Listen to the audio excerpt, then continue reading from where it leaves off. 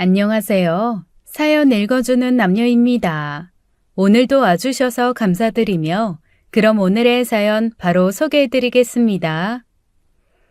안녕하세요. 저는 이제 70을 바라보는 나이인 60대 중반을 넘어선 여성이랍니다. 제 나이 30 중반쯤에 아들 둘을 남기고 남편이 세상을 떠났죠. 제 남편 누워서 침 뱉는 것 같아 말하기가 좀 뭐하긴 하지만 남편이나 아버지로서는 아무짝에도 쓸모없는 사람이었답니다. 그저 낮이나 밤이나 술에 취해 있었어요. 그리고 도박에도 손을 댔고 여자 사고를 치기도 했죠. 그런데 어느 해 봄 햇살이 따사로운 날이었어요. 저는 갑작스러운 전화 한 통을 받았답니다. 바로 남편이 대낮부터 술을 마시고 지하차도를 걷다가 사고를 당했다는 것이었어요. 급히 병원으로 달려가 보니 남편은 이미 이 세상 사람이 아니더군요. 저는 이렇게 어린 아들 둘을 데리고 세상에 남겨졌답니다. 남편이 살았을 때에도 남편이 일을 하지 않으니 생계가 늘 곤란하기는 했었어요. 그때는 그래도 시어머니가 조금씩이라도 지원을 해주셔서 간신히 굶어 죽는 일은 면할 정도였죠. 그런데 외아들인 남편이 그렇게 된 이후로 시름에 잠겨 지내시던 시어머니도 남편 뒤를 따라 세상을 뜨셨어요. 시어머니까지 돌아가시고 나니 정말 세상에 기댈 곳이 없었답니다. 저희 친정은 형제들이 많아서 저까지 손을 벌릴 만한 사정이 아니었고요. 아이들을 키우기 위해서 이제는 제가 무슨 일이든지 해야 했어요. 공사장에서 벽돌을 나르기도 하고 시골에 가서 야채를 싸게 떼어다가 길거리에서 팔아보기도 했죠. 배운 것도 변변찮은 제가 세상에서 할 수 있는 일은 이런 정도의 일이었답니다. 그러다가 우유 배달하는 사람을 모집한다는 광고를 보고 얼른 찾아갔어요. 그렇게 우유 배달 일을 몇 년 하고 있는데 지인 중 한 사람이 저더러 보험회사에 한번 나가보지 않겠냐고 넌지시 묻더군요. 보험 설계사로 일해보라는 것이었어요. 뭘 하는 일인지도 정확히 모른 채로 보험업계에 발을 들여놓았답니다. 영업을 한다는 일 결코 쉬운 일은 아니더군요. 하지만 제가 노력한 만큼 수입은 늘어났어요. 운이 없는 달에는 한 건도 계약을 못한 달도 있었지만 말이죠. 그렇게 보험업계에서 몇 년을 지내는 동안 저는 영업일을 어느 정도 터득할 수 있었고 계약자도 많이 늘어났죠. 보험회사에 나가보라고 한 지인의 도움도 컸답니다. 계약자를 소개시켜주기도 하고 이것저것 도움을 주었죠. 그리고 목돈이 필요할 때는 돈을 융통해주기도 했어요. 정말 여러 가지로 신세를 많이 졌죠. 어느새 저는 당시만 해도 보험 설계사 중에서 흔치 않은 억대 연봉자가 될 수 있었어요. 그러는 사이에 아이들도 성장했죠. 그런데 피는 못 속인다고 아이들 둘 다 너무나 먼저 떠난 남편을 닮아 있었어요. 큰아들은 술을 입에 대고 살면서 남편이 살아생전 하던 짓을 되풀이하고 있었죠. 그렇다고 둘째 아들이 좀 착실했느냐 하면 그것도 아니었어요. 되지도 않을 사업자금을 대달라고 저를 졸라대는 일이 다반사였죠. 보험 설계사로 벌어들인 돈으로 그래도 남보기에 초라하지 않은 집 한 채씩은 해주어서 출가들을 시켰어요. 시어머니가 저를 도와주셨듯이 저는 며느리들이 가엾어서 아들들이 결혼을 한 후에도 조금씩 도와주기도 했답니다. 하지만 밑빠진 독에 물붓기였어요. 그리고 이렇게 하는 것이 결코 아들들을 위해서 좋은 일이 아니라는 생각을 하게 되었죠. 그래서 어쨌든 너희들 힘으로 살아보라는 생각으로 지원을 중단했답니다. 어머님, 글쎄 시장에 가서 송편을 좀 사려고 그랬더니 깨만 잔뜩 들은 송편밖에 없더라니까요. 그래서 제가 직접 송편을 좀 쪘어요. 어머니 콩 들어간 송편 좋아하시잖아요. 어머나, 어머니 좋아하시는 건 송편보다 생선전 짭짤하게 부친 거 좋아하시잖아요. 제가 두고두고 드시라고 많이 붙여왔어요. 아들들은 개차반이지만 며느리들은 잘 둔 것 같다고요. 그랬으면 얼마나 좋았겠습니까? 며느리들이 이렇게 저에게 다투어 잘하려고 노력하는 이유를 저는 잘 알고 있답니다. 그건 바로 제가 가진 재산 때문이었어요. 재산이라고 하기에는 많지도 않지만 저는 아들들 집 한 채씩 해주고도 제가 사는 작은 아파트와 강남 쪽의 평수가 좀 넓은 아파트 한 채를 가지고 있었답니다. 부창부수라고 며느리들도 아들들과 그다지 다르지 않았어요. 그러니까 그 아파트 두 채에 대한 상속분을 조금이라도 더 받으려는 아들 부부의 효도 경쟁이었던 거죠. 엄마, 여기저기 아프다고 하셔서 내가 큰맘 먹고 안마의자 하나 드렸어요. 하루도 거르지 마시고 하루에 1시간씩이라도 안마하세요. 안마의자요? 그건 한두 푼 하는 게 아닐 텐데 나중에 알고 보니 어디서 비싼 이자를 주어야 하는 돈을 얻어다가 사온 모양이었어요. 그러면 또 작은 아들도 질세라 다른 물량 공세를 벌이곤 했죠. 그런 것들이 정당하고 성실하게 일을 해서 진심으로 저를 생각해서 하는 일이라면 제가 왜 반갑지 않겠어요. 마음에도 없이 돈 때문에 하는 효도가 어디 효도인가요? 아무튼 큰아들, 작은아들 부부는 풀방구리에 쥐 드나들듯 저희 집에 드나들면서 갖가지 효도, 아니 아부를 하곤 했죠. 이런 일이 시작되고 몇 년 세월이 지나니까 제 마음도 거기에 따라 변하더군요. 처음에는 얘들이 왜 이러나 싶다가 나중에는 그 속셈을 확실히 짐작하고 분노가 치밀더라고요. 너희들도 이래저래 살기 힘들 텐데 나한테 신경 안 써도 된다. 지금은 내가 도와주지도 못하는데 이런 대접받기도 마음이 안 편하고. 에이, 엄마는 참. 아들이 엄마한테 효도하겠다고 하는 일인데 마음이 안 편할 게 뭐가 있어요. 엄마, 우리 키우느라고 고생 많이 하신 거 우리가 왜 모르겠어요. 야, 너 지난번에 엄마 드시라고 사온 한우 말이야. 그거 뭔가 속아서 잘못 사온 거야, 임마. 엄마 차에서 한동안 병원 다니신 게 그거 드시고 나서 그런 거란 말이야. 형, 그게 얼마짜리인지 알긴 하고 그래? 엄마 드시라고 최고급 한우를 횡성까지 가서 떼온 거라고. 그것 때문이 아니라 형수가 담가왔다는 김치 나도 먹어보니까 너무 짜고 맵고 하더라고. 젊은 사람들도 먹기 힘들더라니까. 뭐라고? 멀쩡한 김치 가지고 왜 시비야, 시비가? 어머 서방님, 그거 어머니 드리려고 재료도 제일 비싼 것들로 사서 제 정성껏 담가서 가져다 드린 거예요. 어머니 그때 체해서 편찮으신 건 아무래도 서방님이 좀 잘못된 한우 사다 드려서 그런 게 맞는 것 같아요. 이런 일이 제 눈앞에서 벌어질 때면 어디 가서 매를 가져다가 종아리라도 치고 싶었답니다. 나 체한 건 그래서가 아니라 너희들이 마음에도 없이 효도니 뭐니 한다고 하는 짓들 때문에 속이 안 좋아서 얹힌 거다. 그러니 그만들 하고 너희들이나 잘 먹고 살궁리들해. 먹을 거 집안에 차고 넘치니 버리게 하지 말고 이제 해오지 말아라. 그리고 나 아직 얼마든지 내 한 몸 먹고 사는 거 니들한테 기대지 않아도 살 수 있는 나이야. 그리고 저 안마의자도 내가 도로 팔 생각이다. 비싼 이자 주고 얻어온 돈으로 산 거라며 팔면 돈은 돌려주마. 저는 그 돈의 출처를 잘 알고 있었어요. 우리 동네에는 오래된 재래시장이 있죠.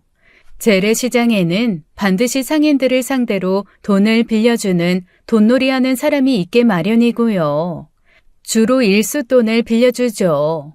일수돈이라는 것의 이자는 상상을 초월한답니다.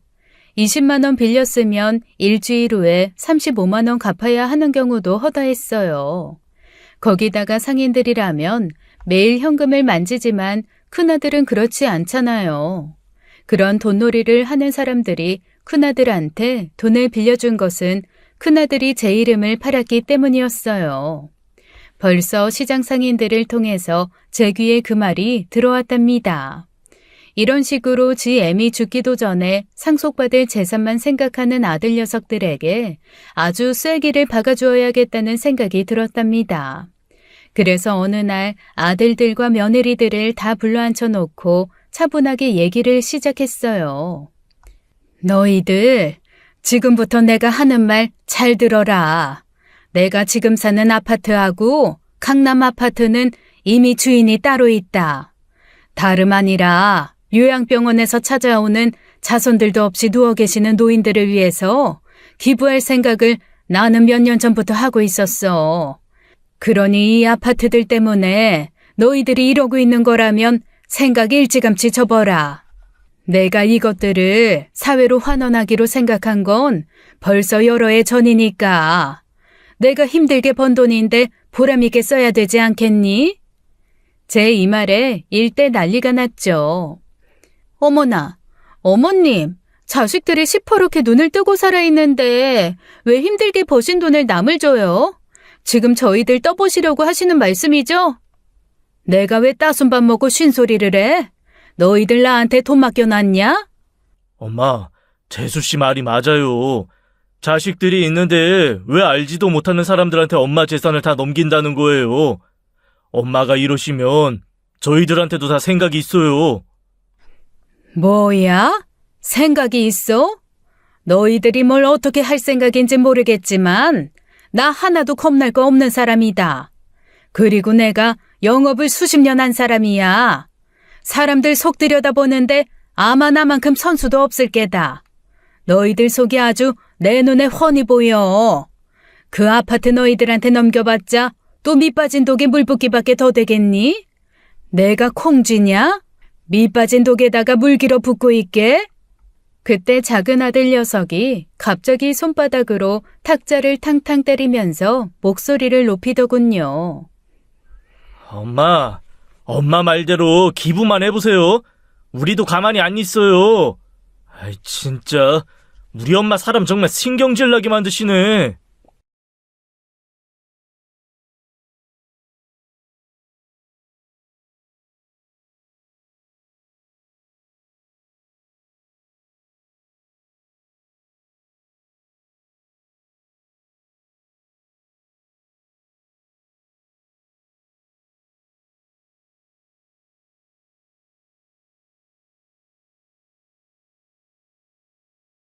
야, 임마. 내가 맏아들이니 제사를 지내도 내가 지내야 하는 거 아니냐? 내가 더 큰 상속을 주장할 권리가 있지, 안 그래? 그리고 너희 집엔 딸만 둘이잖아. 우리 아들이 그 제사 물려받아 지낼 아이라고. 그깟 제사 가지고 요즘 세상에 누가 권리를 주장해? 형, 그런 생각은 하지도 마시오. 옛날 사람처럼 딸 아들 구별을 왜 또 해? 지금까지 술 사고에 여자 사고에 엄마 속 더 썩인 사람이 누구요? 그러는 너는 임마 사업한답시고 맨날 노인네한테 돈 내놓으라고 목을 맨 놈 아니냐? 그것도 될 사업을 가지고 사업 자금을 대라고 해야 말이지. 한두 번은 엄마가 도와줬었지. 그걸 보기 좋게 날려먹은 놈이 바로 너야. 그리고 나서도 어마어마한 사업을 벌인답시고 돈 내놓으라고 하면 구두쇠 노인네가 내놓을 리가 없지. 네가 그런 식으로 매일 돈 타령하니까 노인네가 아주 지겨워서 사회에 한원한다고 하는 거라고. 다 네 탓이야, 임마. 지금 누구 탓을 하는 게 중요한 일이 아니에요. 어떻게 해야 어머니 마음 돌릴 수 있느냐가 중요한 일 아닌가요? 우리끼리 싸워봤자 아무 소용없는 일이라고요. 대책을 세우자고요, 대책을. 지부는 그 다음에 의논해도 늦지 않아요. 숨죽인 낮은 목소리지만 이런 소리를 들을 수 있었답니다. 아이들이 제 재산을 두고 전전긍긍하는 소리였어요. 이런 걸 보고 떡 줄 사람은 생각도 않는데 김칫국 먼저 마신다고 하는 거겠죠. 사실 이날 아이들한테 얘기할 게 하나 더 있었답니다. 그렇지만 아이들이 하도 돈 문제를 가지고 눈을 부릅뜨기에 이 얘기는 나중에 해야겠다고 생각하고 일단 입을 닫았죠. 제 나이 60대 중반, 많으면 많다고 할 수 있는 나이기도 하고 또 100세 시대라는 요즘 세상에 아프지만 않으면 아직 반 조금 넘게 산 나이기도 하죠. 그런 저한테 정말 예기치 못한 일이 생긴 것이었어요. 다름이 아니라 저한테 남자친구가 생겼답니다. 보험회사에 다닐 때부터 저는 교회에 신앙을 가지고 있었는데 그 교회에 다니던 사람과 가까운 사이가 된 것이었어요. 나이도 제 또래였답니다. 젊은 아이들보다도 더 어렵게 말을 꺼내더군요. 저도 그 사람이 싫지 않았어요. 검소하고 소박하게 사는 사람이었거든요. 다른 사람을 먼저 배려할 줄 아는 사람이었고요. 프로포즈를 받던 날 저는 마치 20대로 돌아간 것 같았죠. 제 얼굴도 그 사람의 얼굴도 발그레하게 변하고 있었어요. 눈을 바닥에 깔고 서로를 똑바로 쳐다보지도 못한 채 말이죠. 그 사람은 저와 하루빨리 살림을 합치고 싶어 했고 저 역시 미룰 이유가 없었어요. 바로 이 이야기를 아이들한테 하려고 했던 것이었어요. 그래서 며칠을 벼르다가 아이들을 다시 불러 모아 이 얘기를 꺼냈죠. 나 조금 있으면 재혼하려고 한다. 너희들이 알고는 있어야 할 것 같기에 지금 얘기하는 거야. 나이는 나보다 2살 위고 성실하게 사는 사람이다. 그런 줄 알아라. 아파트를 기부하겠다는 얘기를 한 날보다 더 큰 난리가 났답니다. 엄마, 도대체 지금 정신이 있으신 거예요? 그 나이에 무슨 연애예요, 연애가. 이제 손주들 재롱이나 보시면서 지내실 나이잖아요. 자식들 체면은 생각 안 하시는 거예요? 엄마 나이에 연애한다고 그러면 다들 웃는다고요. 내가 연애를 하는 거하고 너희들 체면이 무슨 상관이냐? 내가 어린 것들 다 버리고 내 팔자 고치겠다는 것도 아니고 아들 2 키워서 집 마련에 출가까지 시킨 처지에 재혼한다고 흉이 될 게 뭐가 있어? 어머니, 현실을 좀 바로 보세요. 그분이 어머니보다 2살 많다고 하셨죠? 그분이나 어머니나 70이 가까운 분들이세요. 장례식 치러줄 사람 없어서 결혼하시는 거예요? 장성한 자식이 2이나 있어요, 어머니. 저희가 창피해서 어떻게 살아요? 작은 며느리가 이런 식으로 거의 막말을 했어요. 그리고 큰 며느리가 바로 본론으로 들어가더군요. 어머니, 동서가 현실을 바로 보시라는 게 다른 의미도 있다는 걸 아셔야죠. 그분이 그 나이에 굳이 어머니한테 접근한 이유가 뭐라고 생각하세요? 바로 돈 보고 그러는 거라고요. 어머니한테 재산 때문에 일부러 그러는 게 눈에 안 보이세요? 오냐, 내가 너희들 입에서 그런 말 나올 줄 알았다. 그 사람, 그런 사람 아니다. 그리고 나 지금 너희들한테 허락받겠다고 한 얘기도 절대로 아니야. 내가 왜 내 사생활에 속하는 문제를 너희들한테 허락을 받느냐 말이다.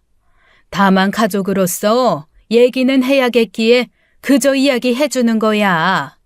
너희들이 가타부타 할 문제가 아니다.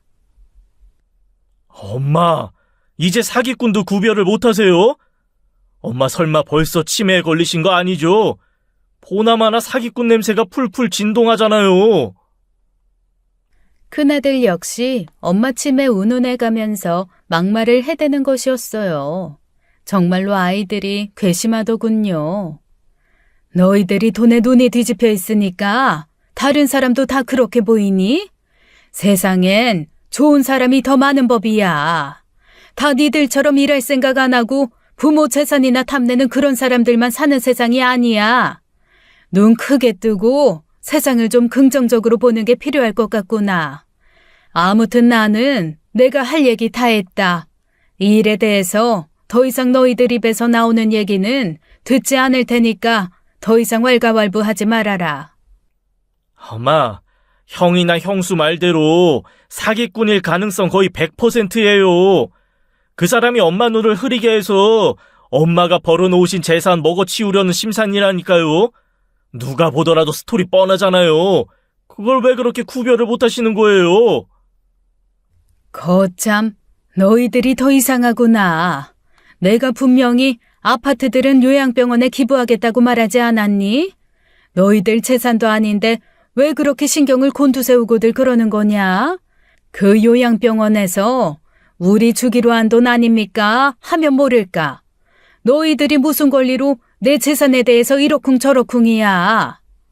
어머니, 저희가 어머니 생각해서 드리는 말씀이에요. 그 사귄다는 분이 어머니가 요양병원에 기부한다는 걸 받아들일 줄 아세요? 제 생각엔 절대 아니에요. 그분한텐 기부 얘기 하신 거예요? 안 하신 거예요? 아직은 안 했다만 곧 할 생각이다.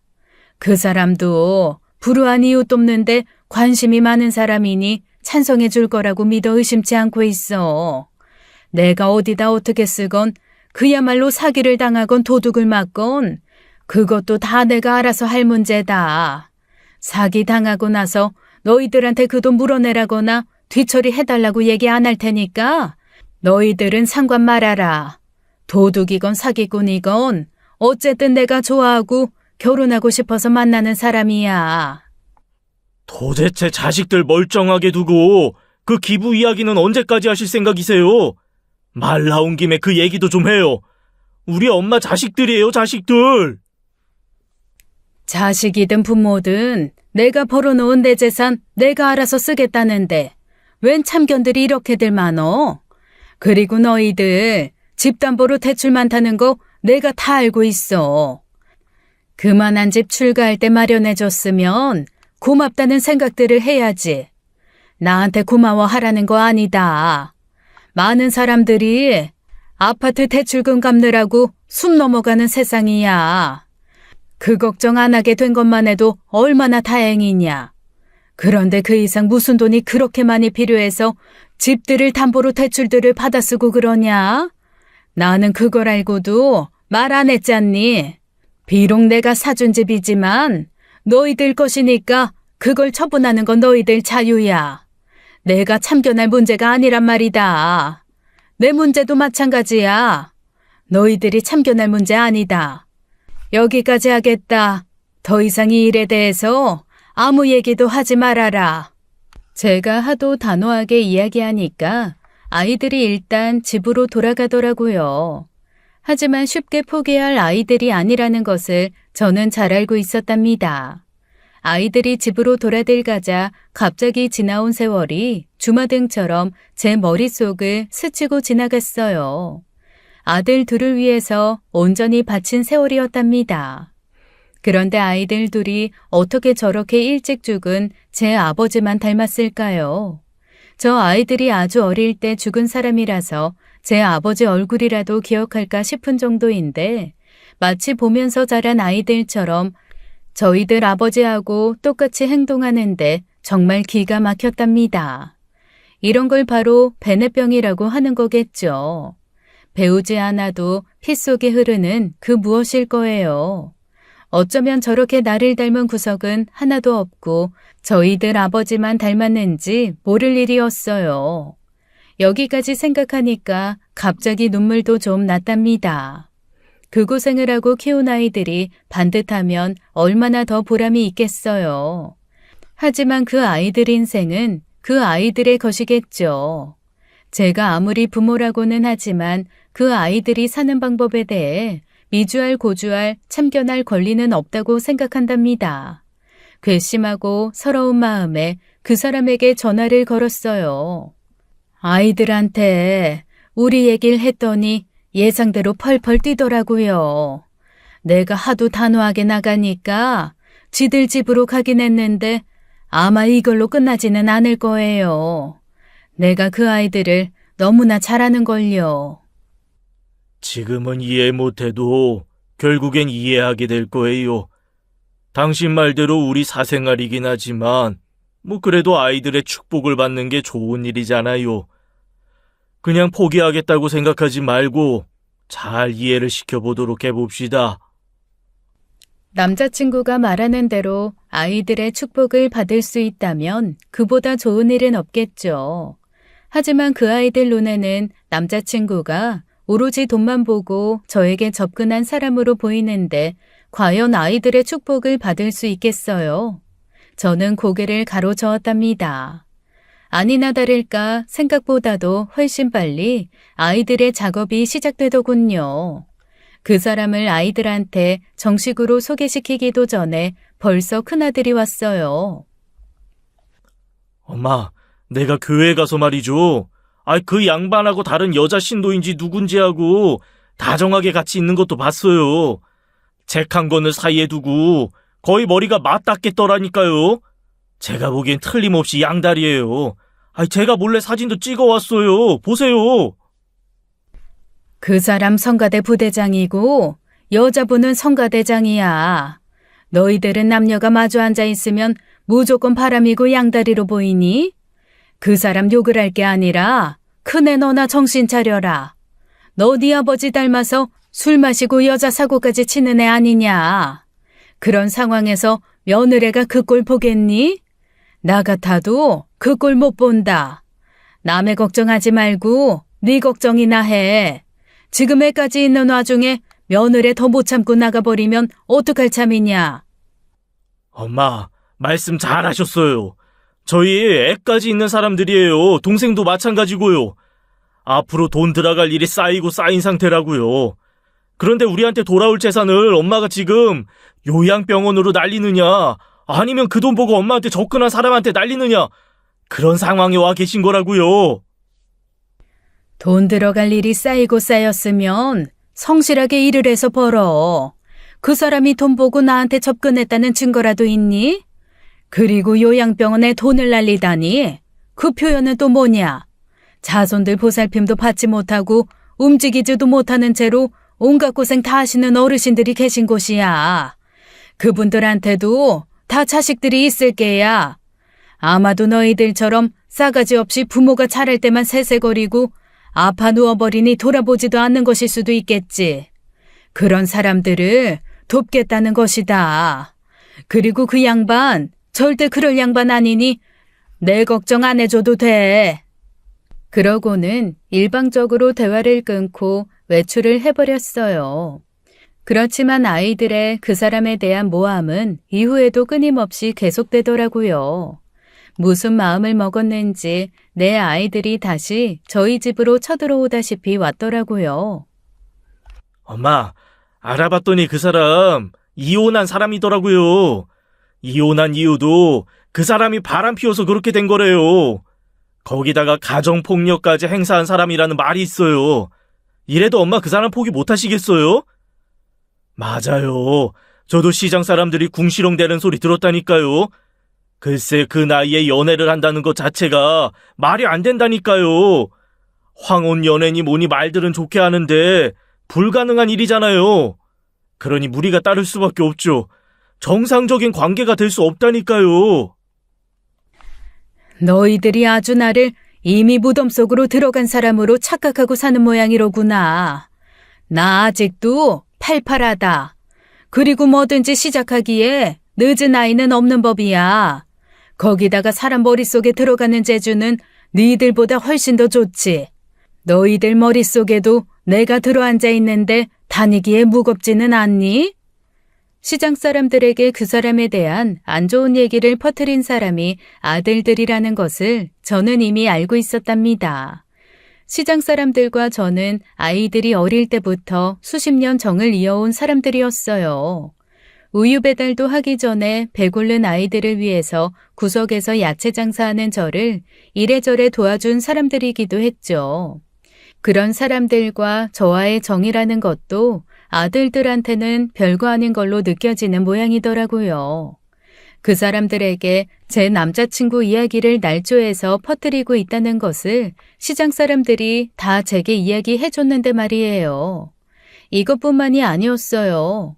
어느 날 하루는 작은 아들이 전화를 걸어서 저를 만나고 싶어하는 사람이 있다는 것이었어요. 엄마, 이분은 꼭 만나봐야 할 사람이라니까요. 엄마가 교회에서 그분 만나기 전에 이야기를 잘 아는 분이라고요. 얼른 나오세요. 작은 아들이 하도 보채길래 저도 나오라는 장소로 나가보았죠. 제 나이쯤 되는 여자분이 나와 있더라고요. 한눈에도 고생에 찌들어 있다는 것을 알 수 있었고요. 저 남창희 씨 전아내 되는 사람입니다. 아드님들이 와서 어머니가 위험에 처해 계시다고 해서 제가 굳이 이렇게 따라왔어요. 전 부인 되신다고요? 그럴 리가요. 제가 알기로는 절대 아닌데. 무슨 말씀 하러 오셨는지 모르겠지만 위험에 처해 있다고 하시는 말씀도 저는 영 못 알아듣겠네요. 저희가 그 양반 바람 피워서 이혼했고 가정폭력 이력도 있다는 거 말씀드렸었죠? 이분만큼 그 사정을 잘 아시는 분이 어디 있겠어요. 엄마가 또 다른 피해자가 되시지 않도록 저희가 모신 거고 이분도 그 사정을 아시고 오시지 못할 형편인데도 굳이 우리 부탁 들어주신 거라고요. 그 사람은 결혼 생활 내내 바람을 피웠어요. 그리고 저랑 아이들한테 폭력도 휘둘렀고요. 근데 이 사람들이 저한테 와서 그런 사람이 어머니를 속이고 있다더군요. 저 같은 피해자가 다시 생겨서는 안 되겠다는 생각에 어렵게 따라 나선 거예요. 저는 이 말에 배를 잡고 웃었답니다. 하하, 그 사람 얘기하고는 아주 딴판이네요. 그 사람이 이혼한 사람이라는 것은 저도 잘 아는 얘기예요.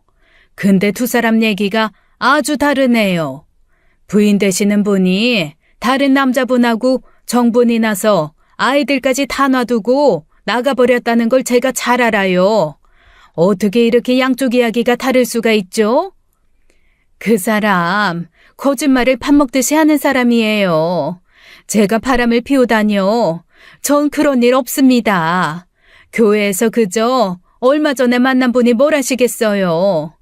전 그 사람하고 거의 30년 가까이 산 사람이에요. 저는 세상의 누구보다도 그 사람을 믿습니다. 여기까지 오시느라 고생 많으셨겠지만 대략 그림은 그려지네요. 우리 애들이 시키는 대로 말씀하시는 모양인데 그 애들 도와줄 만한 아이들 아닙니다. 내 자식들을 이렇게 이야기해야만 하는 저를 이해하세요. 이렇게 해서 제 남자친구의 전부인이라고 하는 여자를 돌려보냈어요. 그리고 아이들에게 말했어요. 너희들 하는 작태에 이제는 화가 나는 걸 넘어서 슬프기까지 하구나. 이렇게까지 해서 결국은 너희들이 상속분을 조금이라도 늘리고 싶다는 거냐? 그리고 그 사람에 대해서라면 니들보다 내가 더 속속들이 알고 있어. 너희들 지금 오로지 돈 때문에 사람을 모함해서 함정에 빠뜨리려는 모양인데 난 너희들이 저 여자분을 어디서 모셔왔는지까지 몰라도 적어도 니들이 사주했을 거라는 사실은 잘 알고 있다. 내가 말하지 않든 너희들 머릿속에 내가 들어앉아 있다고. 엄마, 30년 가까이 같이 살았다는 부인이 증언을 하는데도 모함이라고 말씀이세요? 그 과거에 대해서는 오직 그 양반의 말뿐 어떻게 살았는지 모르는 상황이잖아요. 그래서 저희가 수소문해서 전부인을 모시고 온 거라고요. 그 말까지 못 믿으시겠다는 거예요? 돈 때문에 세상을 거짓으로 살지 말아라. 돈만큼 사람 바보 만드는 것도 없어. 거기에 한번 혹하기 시작하면 사람이 돈을 다루는 게 아니라 사람이 돈에 휘둘리게 되는 거야. 지금 니들이 바로 그런 상태에 와 있는 것 같구나. 그런 애들한테 정신 차리라는 말도 통할 리가 없겠고. 나는 아까 그 전부인이라고 하는 여자가 한 말에 대해선 안 들은 걸로 하겠다. 부디 한 번 더 말하는데 돈 때문에 세상을 속이고 스스로를 속이지 말거라. 애미가 너희들을 위해서 해줄 수 있는 충고야. 잘 새겨들어라. 아이들이 마치 벌떼처럼 아까 그 부인의 말을 근거 삼아서 제가 속고 있는 거라고 발악을 하다시피 하더군요. 그런 아이들이 이제는 솔직히 가엾었답니다. 자신들만 성실하게 일을 하면 아무 일 없이 잘 살 수 있는 아이들이었어요. 한 가지만 물어보자. 너희들, 내가 요양병원에 기부하지 않고 그 돈을 너희들한테 준다면 특별히 쓸 데가 있니? 한번 얘기해 보려무나. 특별히 쓸 데가 있고 그 쓸 데가 정당한 것이라면 내가 생각을 바꿀 수도 있어. 이 아이들이 그 돈이 특별히 쓸 데가 있어서 이러는 걸까요? 아니요. 그저 돈 자체에 욕심을 내고 있는 거랍니다. 아이들은 얼른 대답을 하지 못했어요. 그러고는 아이를 키워야 된다는 둥 뭐 그렇고 그런 이야기만 하더라고요. 그런 아이들을 보고 저는 혀를 끌끌 차며 집으로 돌아왔답니다. 엄마, 이거 좀 보세요. 이 아저씨 어떻게 사는 분인 줄 엄마 아셨어요? 사진 보세요. 고시원에서 나오는 사진이고 고시원으로 들어가는 사진도 같이 있어요. 너희들 그럼 이 양반을 미행했단 말이냐? 도대체 누가 너희들한테 그런 일을 부탁했단 말이야? 엄마가 늦게 재혼하시는데 고대 광실로 가시는 것도 아니어도 적어도 엄마 재산 가지고 먹고 살아야 하는 사람한테는 가지 마셔야죠. 이것 보세요. 이 나이에 고시원에서 어렵게 살잖아요. 당연히 엄마 돈을 보고 접근한 거라니까요. 너희들은 그러면 가난한 사람은 연애도 못한다는 말이냐? 도대체 누가 너희들한테 그런 말도 안 되는 것을 가르치더냐? 나는 너희들 그렇게 키운 적 없다.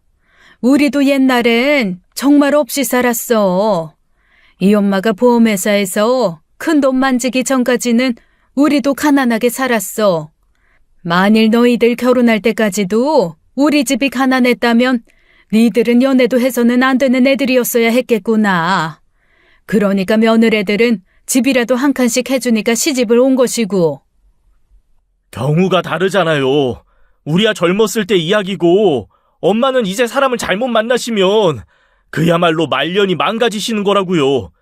막말로 우리야 이혼을 해도 다시 시작할 수 있지만 엄마는 잘못되면 재산만 날리고 혼자 될 수 있는 거잖아요. 그런데 이렇게 증거가 있어요. 이거 다 부인하실 생각이세요? 오냐. 그렇다면 그 얘기를 한번 해보자. 너희들이 이렇게 발악을 하다시피 그분을 모함하지 못해서 난리를 치는 게 나를 위해서란 말이지? 그렇다면 내가 이 양반하고 헤어지는 것하고 내 재산 문제는 별개가 되겠구나. 이 양반하고 헤어져도 내 재산은 너희들한테 한 푼도 안 간다. 그러면 니들하고 아무 상관도 없지? 분명히 대답하거라. 우리가 이렇게 엄마를 위해서 방법을 가리지 않고 사기꾼을 옆에서 떨어뜨려 놓으려고 애를 쓰는데 우리한테 결국은 한 푼도 못 주시겠다는 거예요? 봐라. 그러니까 너희들 의도가 순수하지 않다는 거야. 바꿔 말해서 내가 만일 너희들한테 재산 상속해주기로 했다면 니들은 이 사람이 사기꾼이건 도둑놈이건 신경을 안 썼을 거다. 내 말이 틀리니? 이런 저의 논리정연한 말에 큰아들이 잠시 꿀먹은 벙어리가 되더라고요. 아이들이 고시원 운운하며 남자친구에 대해 또 안 좋은 이야기를 꺼냈지만 저는 눈도 하나 꿈쩍하지 않았답니다. 내가 보험회사 다니면서 억대 연봉자가 되고 나서 나는 독거노인들과 미혼모 같은 사람들 도우면서 살아왔다. 그러면서도 너희들 남 부럽지 않게 출가시켰어. 엄마, 그러니까 지금까지 아무리 엄마가 버신 돈이라고 하지만 저희들 몰래 다른 데다 줘왔다는 말이 되잖아요. 자식들한테 한 푼이라도 더 주실 생각은 못하고 왜 엉뚱한 데다 돈을 쓰시는 거예요? 우리요, 엄연히 엄마 자식인 만큼 엄마 재산에 대해서 당연한 권리가 있어요. 작은 아들이 발을 동동 구르다시피 하면서 저에게 대들더군요. 며느리들도 작은 아들의 말에 한숨을 쉬면서 저에게 왜 그러셨느냐고 반문하는 것이었어요. 얘들은 어디서 이렇게 지들하고 똑같은 마누라들을 만났는지 알다가도 모를 일이에요. 그것도 참 쉽지 않은 일일 텐데 말이죠. 하긴 착한 며느리가 들어와서 아들들 때문에 속 썩고 사는 것을 보는 것보다야 어쩌면 더 나은 일인지도 모르겠다는 생각이 들더라고요. 나나 그 양반이나 이 사회에서 살았으면 가진 걸 사회에 돌려주는 걸 당연한 일이라고 생각한다. 나는 그 양반을 사랑하고 그 양반도 날 사랑하고 있어. 우리는 이미 나머지 세월을 같이 늙기로 약속을 했다. 고시원이 아니라 길에서 구걸하는 사람일지라도 그 신뢰는 깰 수 없는 거야. 저는 이렇게 단호하게 선포를 해버렸죠. 그런데 며칠이 지나지도 않아 아이들이 흥신소를 붙였는지 지들이 스스로 했는지 모르겠지만 우리를 따라다닌다는 것을 알게 되었어요. 왜냐하면 남자친구와 함께 요양원에 기부하기로 한 아파트에 갔었다는 것을 아이들이 알고 있었기 때문이죠. 그러니까 이 아이들은 결코 제 재산에 대한 생각을 포기한 적이 없고 그 일에 걸림돌이 되는 제 남자친구를 어떻게든 치워버리기로 작정한 것이었어요. 아파트에 같이 갔다는 것은 결국 그 아파트에 대한 그 사람의 권리를 일부라도 인정한 것이 아니냐며 아이들이 방방 뜨더군요. 저는 아이들의 이런 태도에 그냥 콧방귀를 날려주고 말았답니다. 그러고 나서도 아이들은 끊임없이 그 사람의 사진을 저한테 가져다 날랐어요. 어머니, 보세요. 구청 동사무소 등기소 이런 데를 이분이 왔다 갔다 하는 사진이잖아요. 이건 분명히 이분이 그 집에 대해서 뭔가 하려고 하시는 게 되죠. 이래도 모른 척 하시겠다는 거예요? 자식들이 이렇게 한 목소리를 내는데도요? 작은 며느리는 눈물까지 보이면서 제게 섭섭함을 호소하더군요. 아무튼 형네하고 우리하고 의논해서 결정한 것은요. 엄마가 그분하고 헤어지지 않는 한 부모 자식 간의 연을 끊고 손주도 못 만나시게 할 거예요. 그렇게 아세요. 부모 자식 간의 핏줄이 그렇게 간단하게 끊어지는 건 줄 아니? 그리고 그렇게도 연을 끊고 싶다면 니들 마음대로 하려무나. 다 큰 자식들에게 내가 이래라 저래라 해봤자 내 말이 먹힐 리도 없고 말이다. 연을 끊자고 하면 제가 자신들의 말을 들을 거라고 생각한 아이들은 이제 거의 이성을 잃은 것 같았어요. 서류를 들고 등기소까지 왔다 갔다 하는 것이 찍힌 이상 우리는 엄마가 속았다는데 이견이 없어요. 그러니까 엄마는 이제 선택을 하셔야 해요. 그 사람이냐 우리들이냐 양자택일하세요. 이번에 마지막으로 기회를 드리는 거예요. 신중하게 결정하세요. 뭐? 나한테 기회를 주는 거라고? 아이고, 무섭기도 하구나. 굳이 내가 양자택일을 해야 한다면 난 그 사람을 선택할 거야. 됐니? 나쁜 생각을 가지고 의심을 하기 시작하면 상대방이 아무리 진실해도 나쁘게 보이는 법이다. 제발 세상을 긍정적으로 넓게 보고 사람 보는 눈을 좀 키우거라. 자식들과 저는 일생에서 최고로 큰 말다툼을 하게 되었죠. 그리고 그 와중에 저는 한마디 더 아이들에게 쐐기를 박는 말을 해주었어요. 너희들이 그 사람 전부인이라고 데려온 사람이 그 사람하고는 아무 상관도 없는 사람이라는 걸 내가 너무나 잘 알아. 무슨 말인지 알겠니? 내가 그 사람 전부인까지도 알고 있다는 말이다. 아니, 알고 있는 것 정도가 아니라 여러 번 만나봤지. 그렇다면 니들이 데려온 전부인이라는 사람은 너희들이 어떻게든 일을 꾸며서 거짓말을 시키려고 데려온 것이겠지. 앞으로 한 번만 더 그런 연극을 꾸미면 너희들이 날 끊어내는 게 아니라 내가 너희들을 끊어내고 연락을 끊겠다. 그런 줄 알아. 이건 정말이었답니다. 사실 저는 그 사람의 전부인도 알고 있고 그 사람이 이혼한 내막까지를 모두 알고 있었어요. 그러니 우리 아이들이 데려온 그 사람의 전부인이라는 사람의 말을 듣고 웃을 수밖에 없었죠. 왜 돈을 받고 대역을 해주는 사람들이 있다잖아요. 결혼식 하객 대행부터 시작해서 애인 대행까지 다양하다죠. 바로 그런 사람이 아닐까 짐작이 되었어요. 물론 제가 이미 제가 가진 것을 사회에 환원하기로 결정한 상태였지만 아이들이 대역을 쓰면서까지 저에게 거짓을 늘어놓는 것을 보니 이제는 아이들에게 재산을 줄 수 없다는 것이 아니라 주어서는 안 된다는 생각이 들더군요. 아이들이 제 말에 조금 어리둥절하는 것 같다가 여전히 그 여자가 그 사람의 전부인이라고 거짓말을 계속하더군요. 엄마가 그 사람 부인을 봤다고요? 아이, 우리가 데려온 사람이 그 사람 전부인이 틀림없는데 무슨 말씀을 하시는 거예요? 저는 이제까지 아이들한테 그 사람과 제가 어떻게 만났는지 자세한 이야기를 해주지 않았죠. 제가 사귀는 사람이 있다는 얘기를 하자마자 바로 자식들 체면이니 뭐니 하면서 그 사람을 깎아내리고 모함하고 심지어는 대여까지 써가면서 거짓을 늘어놓는데 굳이 설명하고 싶은 생각도 없더라고요. 하지만 이제 이야기를 해줘야 할 시간이 왔다는 생각이 들더군요. 그 양반도 나처럼 공부도 변변찮은 분이다. 아내와 아이들을 부양하기 위해서 안 해본 일이 없는 사람이야.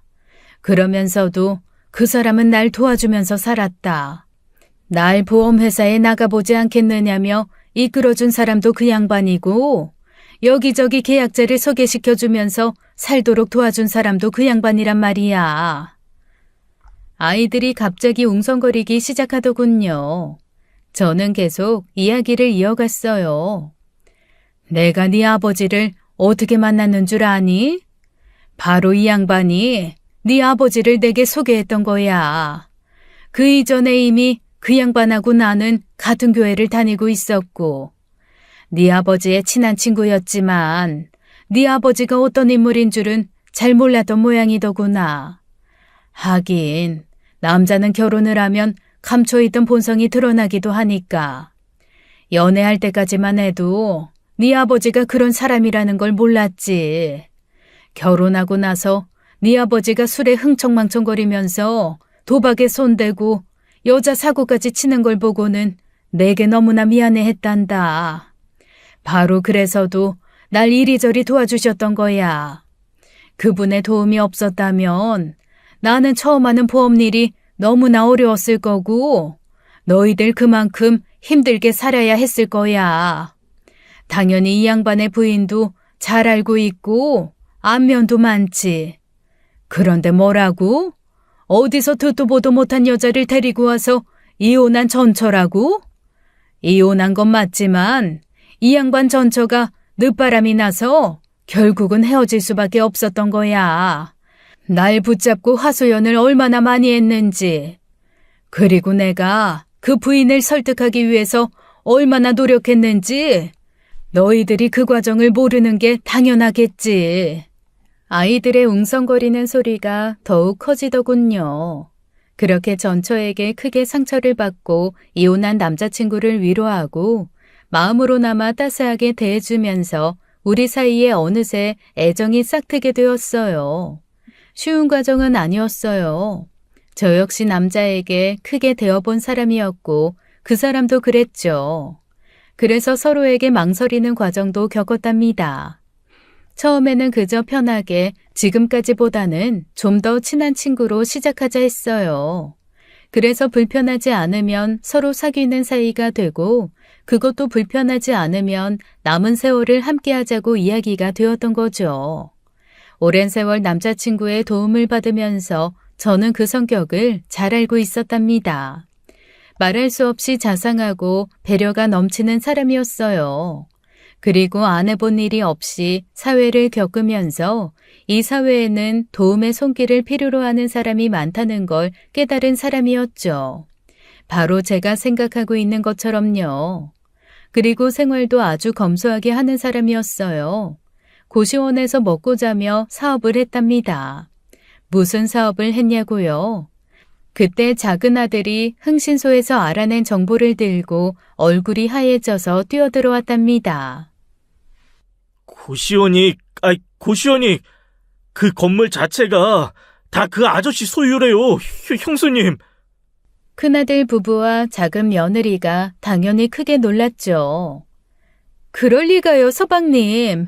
흥신소에서 뭔가 잘못 알아낸 거 아니에요? 아니에요, 형수님. 그 아저씨가 하도 고시원에서 남루하다시피 사니까 재산 상태에 대한 조사는 일찍 할 생각을 못한 것 같아요. 그런데 갈수록 이상해서 조사해 보았더니 그 건물이 다 그 아저씨 소유라는 걸 알게 되었다는 거예요. 그 양반이 하는 사업이 바로 그 고시원 사업이다. 가게 몇 개를 빼고는 거의 다 고시원으로 가득 찬 건물 두 채를 모두 운영하고 계셔. 고시원 사업을 하니 자신도 고시원에서 먹고 살아야 한다고 생각하는 거야. 임대료도 저렴하고 시설도 좋다고 소문이 나서 많은 사람들이 입주하고 싶어하는 고시원이다. 고시원에 살러 들어오는 사람들 모두가 형편이 어려운 사람들이야. 그런 사람들한테 어떻게든지 좋은 환경을 비싸지 않게 제공하려고 많이 노력하고 있는 분이시다. 다른 부동산도 있지만 대부분 고시원 사업에 투자하면서 주거가 불안정한 사람들을 돕고 있는 분이야. 내가 독거노인과 혼자 아이 키우는 미혼모들을 돕는다면 이 양반은 바로 주거 불안정한 사람들을 돕는데 힘쓰는 분이란 말이다. 저는 정말이지 제 재산에 밖에 관심이 없는 우리 아이들에게서 절망 비슷한 것을 보았답니다. 그래서도 살아생전에 기부를 하려고 제 남자친구에게 필요한 뒷일을 다 부탁했던 것이었어요. 요양원과 미혼모 시설과 접촉하는 일부터 필요한 서류를 준비하고 처리하는 것까지 모두 남자친구가 알아서 해주었죠. 그걸 아이들이 흥신소를 붙여서 다 보았던 것이었어요. 먼 눈에는 뭐만 보인다고 아이들 눈에는 그게 저를 속여서 제 재산을 어떻게 해보려는 걸로 비친 것이었어요. 그러다가 결국은 저희들이 붙인 흥신소를 통해 고시원 건물이 남자친구의 소유라는 것까지 알아냈던 것이었죠. 남자친구도 역시 자신이 가진 재산을 생전에 기부할 수 있는 것과 사후에 환원할 수 있는 걸로 나누어서 저와 이미 의논이 끝난 상태였어요. 사실 제가 살고 있는 이 아파트도 처분해서 기부하기로 결정을 한 상태였답니다. 그리고 우리 두 사람은 고시원 중에서 조금 평수가 넓은 곳에서 잠만 자고 밥은 고시원 식구들이 먹는 것과 같이 먹고 살 생각이었어요. 어머, 저희는 그런 걸 당연히 몰랐죠. 어머니를 속여서 재산이나 뺏자는 사람이라고 생각한 건 다 어머니를 위해서였어요. 어머나, 아버님 되실 분이 그렇게 훌륭하신 분인 건 저희는 정말 몰랐어요.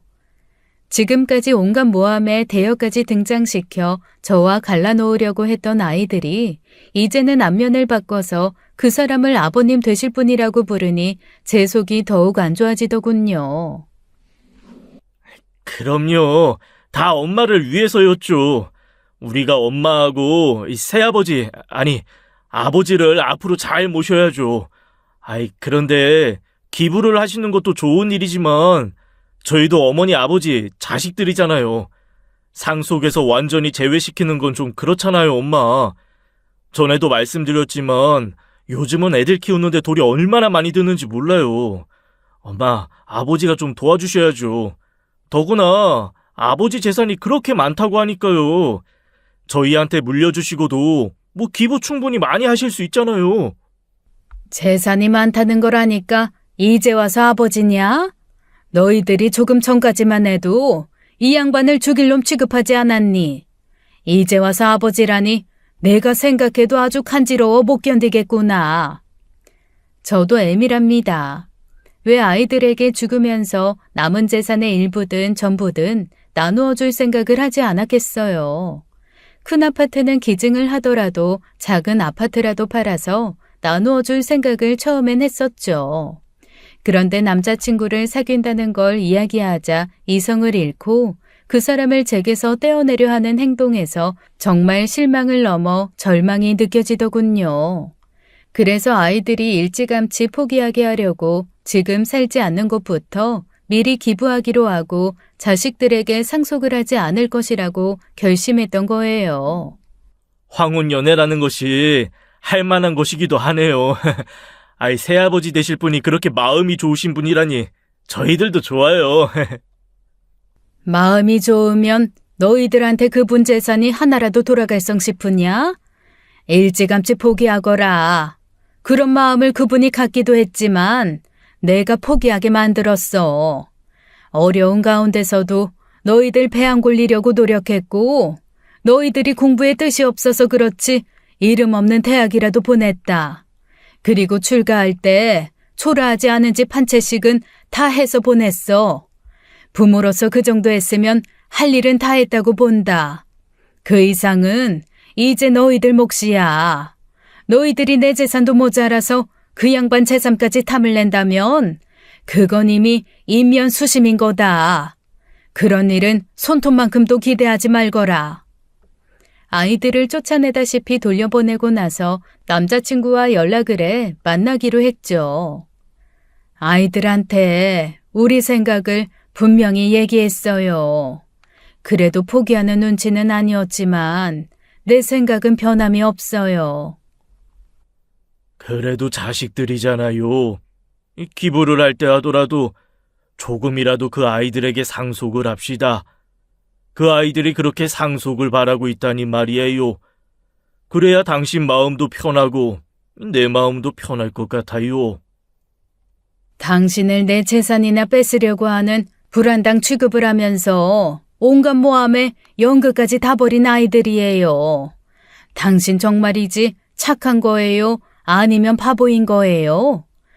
나는 절대로 내 마음 바꿀 생각 없어요. 마음 불편할 일 절대로 없으니 당신도 그런 생각은 접어두세요. 내 마음이 처음서부터 이런 게 아니라 애들에 대한 실망에서 비롯된 거라고요. 남자친구가 몇 번 더 아이들에게 일부라도 상속을 하자고 저를 설득했지만 저는 여전히 완강했답니다. 엄마, 엄마하고 새아버지 결혼하시면 고시원에 가서 사신다면서요. 우리가 엄마랑 새아버지 모실게요. 제가 맏아들이잖아요, 맏아들. 두 분 돌아가시면 제사 모실 사람이에요. 어떻게 그렇게 돌아간 네 아버지하고 너희들이 한치도 다른 게 없는지 정말 모를 일이다. 베네병이라는 게 정말 있는 모양이야. 이것도 집안 내력이로구나. 돌아가신 네 할머니가 할아버지 때문에 고생 많이 겪으셨지. 그땐 그래도 집안에 재산이라도 좀 있었다. 네 아버지 때문에 다 까먹기는 했어도 말이야. 아참, 너희들 입으로 말했지? 그 양반하고 너희들하고 양자택일 하라고 말이다. 다시 얘기하마. 나는 그 양반을 택하기로 했으니 너희 말대로 연을 끊어야겠지. 그 다음 얘기는 아들들의 이웃에 사는 시장 사람들을 통해서 들은 이야기랍니다. 두 아들 간에 싸움이 시작되었다는 것이었어요. 제 남자친구의 재산 상태를 처음부터 몰랐던 것이 네 탓이니 내 탓이니 하면서 싸우더라는 거예요. 거기다가 며느리들은 한술 더 떠서 한 푼도 상속을 못 받게 되면 이혼을 불사하겠다고까지 아들들을 협박하고 있다는군요. 단순한 협박이 아니라 큰 며느리는 다툼이 심해지면서 친정으로 가버렸다죠. 저와 남자친구는 기부할 재산의 범위와 기부할 곳에 대해서 자식들에게 자세히 통보해서 한 번 더 확인시키고는 재산 분쟁에 대해서 쐐기를 받고 말았답니다. 결국 아이들은 한 푼도 못 건지고 물러설 수밖에 없었죠. 저와 남자친구는 지금까지처럼 검소하게 살면서 몸이 움직이는 한 도움이 필요한 곳을 다니면서 봉사활동을 하기로 굳게 약속했어요. 그리고 아들과 며느리들을 부르지 않은 채로 교회에서 조촐하게 결혼식을 치렀습니다. 우리는 이렇게 남은 여생을 함께하기로 약속을 하고 신혼생활을 시작했답니다. 물론 약속대로 우리는 고시원 사업을 지금처럼 주거가 불안정한 사람들을 돕는 목적으로 운영하면서 필요한 곳에 도움의 손길을 주기 위해 노력하면서 살죠. 이런 삶이 얼마나 행복한 건지 과연 우리 아이들이 알기나 할까요? 그래도 내 속으로 낳은 자식들 제발 조금이라도 깨달아 주기를 바랄 뿐이랍니다. 큰 기대는 하지 않지만 말이에요. 지금까지 재산 상속을 둘러싼 우리 아이들과 저, 그리고 이제 남은 인생의 반려자가 된 제 남편에 대한 이야기를 들려드렸어요. 사연 들어주셔서 감사합니다. 지금까지 사연 읽어주는 남녀였습니다. 끝까지 시청해주신 여러분 감사드리며 저희는 다음 사연으로 돌아올게요. 감사합니다.